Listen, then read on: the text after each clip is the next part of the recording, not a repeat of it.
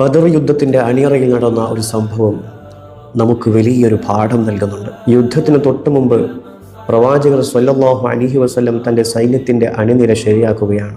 കയ്യിലുള്ള അമ്പ് കൊണ്ട് ആളുകൾ ശരിയാക്കുന്നതിനിടയിൽ അല്പം മുമ്പോട്ട് വന്ന സവാദ് റളിയല്ലാഹു അൻഹു എന്ന് പറയുന്ന ഒരു സഹാബിയുടെ വയറ്റിൽ ആ അമ്പ് ചെറുതായി അമർന്നു. അപ്പോൾ സവാദ് റളിയല്ലാഹു അൻഹു പറഞ്ഞു, അള്ളാഹുവിൻ്റെ ദൂതരെ, താങ്കൾ എന്നെ വേദനിപ്പിച്ചു. താങ്കളെ അള്ളാഹു നീതിയോടെയാണ് അയച്ചിട്ടുള്ളത്, അതുകൊണ്ട് എനിക്ക് പകരം വീട്ടണമെന്ന്.